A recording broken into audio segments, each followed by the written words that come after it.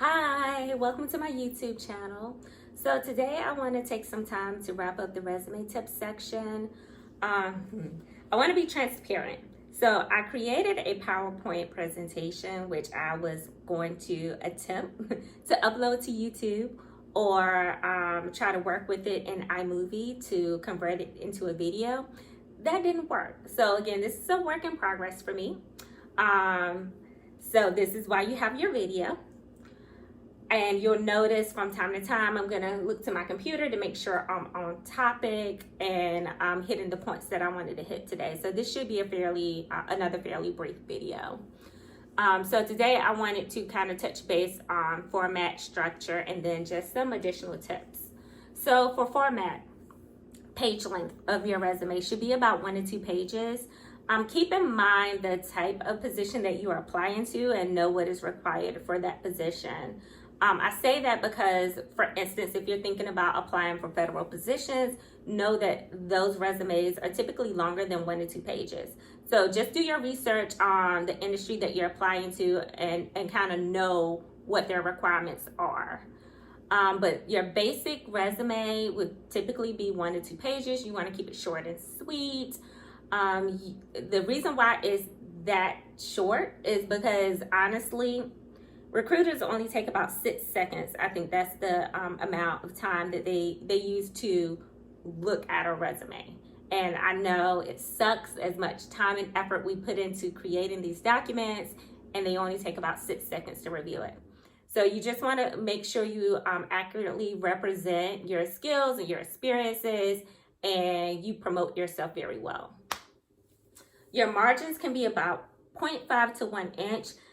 One thing I would suggest is if you're using a template to create your resume, take your information out of a template, just because a lot of the time a template restricts the amount of room that you have to work with, and it restricts your creativity with how you can move around your information within your document. So if you create it in like a Word document, you have a little more leeway to like play with your margins and move things around.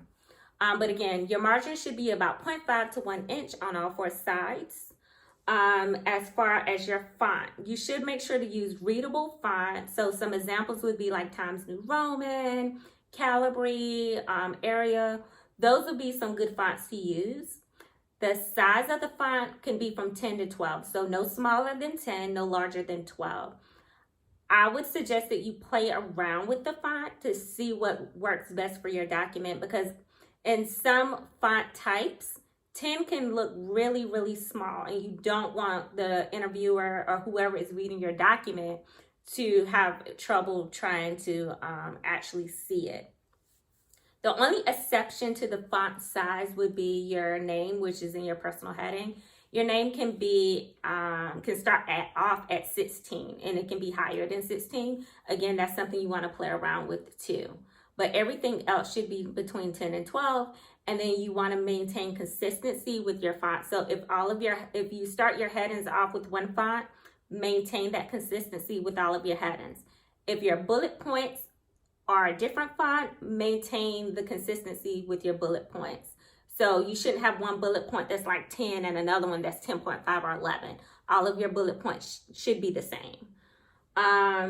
Avoid using personal pronouns in your resume, just because you definitely want to keep away from alluding to he, him, she, her, our, they, them.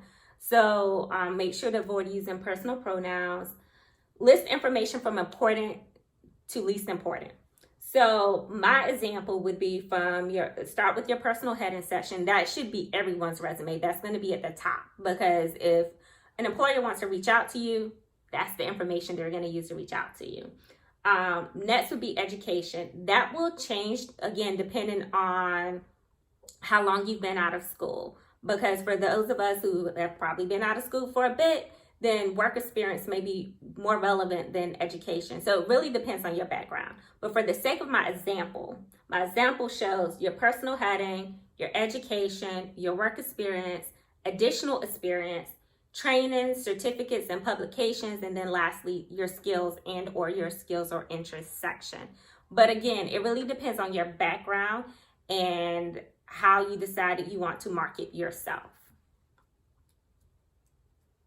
Structure. So you want to make sure you use active voice. For your experiences that were in the past, make sure to use past tense. For your experiences that are still in progress or current, use present tense. So whenever you're talking about your experiences, your bullet points, if it's something you've done in the past, use the past tense version. And then again, if it's something in the present, use present tense. Make sure to organize your experiences in reverse chronological order. I think we touched bases on this in one of the previous videos. So you'd want to start with the most recent and then go to the least recent. Your accomplishment statements. So your accomplishment statements are your bullet points. And there's a formula you would use to create strong accomplishment statements. So you would want to start with a strong action verb and then go into the skills or the experience and then follow that up with the purpose, the reason why you were doing what you were doing, and the outcome, if there is an outcome. You want to make sure you use strong action verbs because that kind of shows power. You want to kind of stay away from language such as responsibilities included or duties included, responsible for, worked on. That language is very passive. It doesn't necessarily say your skill or speak to what you actually did. So if you were saying responsible for XYZ, instead of saying responsible for, try saying maybe managed, if it was something that you managed, led, spearheaded, just to give you some examples of different language that you can use that says the same thing, but it's a little more powerful, a little more impactful. Again, I mentioned being consistent throughout your document. And another example of being consistent is at the end of your bullet points, you have the option to end with a period or not end with a period. It doesn't matter. It's totally up to you. But whatever you decide to do, make sure to be consistent throughout your document. So if you decide that, oh, I want to end every one of my bullet points with a period, make sure that you do that for every single one of them. And the same if you decide, I don't want to end in periods. Make sure that you do not end in periods with every single one of them. So again, whatever you decide to do, be consistent throughout the entire document. And then last, some additional tips for you.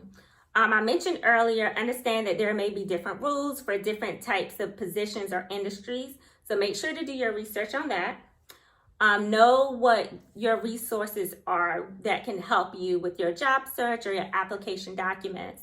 So for some of us who have attended like colleges or universities and you have alumni status, you can reach out to your school to see if you still have access to the Career Center services. If you do, they can help you with your resume and your cover letter and your interview prep and job search.